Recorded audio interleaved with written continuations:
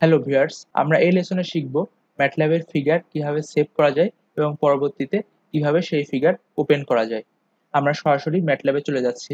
আমরা যদি যে কোনো একটা ফিগার সেভ করতে পারি তাহলে আমরা বাকি সব ফিগারই সেভ করতে পারবো। এক্সাম্পল হিসাবে আমরা সাবপ্লটের এক্সাম্পলটা নিচ্ছি। এই কোডটা আমরা আগে রান করে দেখি। আমরা এই ফিগারটা সেভ করে দেখব। ফিগার দুইভাবে সেভ করা যায়। প্রথম অপশন হলো আমরা প্রথমে ফাইলে ক্লিক করব, তারপরে আমরা সেভ অ্যাজ এ ক্লিক করব। সেভ অ্যাজ টাইপে আমরা অনেকভাবে সেভ করতে পারি। আমরা ইপিএস এ সেভ করতে পারি, পিএনজি তে সেভ করতে পারি, পিডিএফ এ সেভ করতে পারি, অনেক অপশন আছে। কিন্তু ডট ফিগার ফরম্যাটে সেভ করলে আমরা পরবর্তীতে ম্যাটল্যাবে ওপেন করতে পারবো এই সেম ফিগার উইন্ডোতে। এজন্য আমরা ফিগার ফরম্যাটে সেভ করব। এটার আমরা নাম দিলাম সাবপ্লট 1। এখন আমি সেভ করলাম। তো এখন আমরা দেখতেছি যে আমাদের কারেন্ট ফোল্ডারে সাবপ্লট 1 নামে একটা ফিগার তৈরি হয়ে গিয়েছে। সেকেন্ড অপশনে আমরা কোডের সব কাজ করা শেষে, ফিগারের যাবতীয় কাজ শেষে আমরা সেভ ফিগারের কোড লিখব।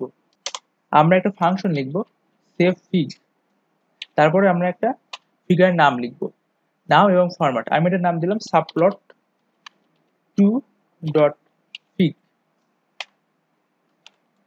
এবার আমরা কোডটা রান করি। তো আমরা দেখছি কোড রান হওয়ার পরে এখানে সাবপ্লট 2.figure ক্রিয়েট হয়ে গিয়েছে। আমরা এই দুইভাবে ফিগার সেভ করতে পারি।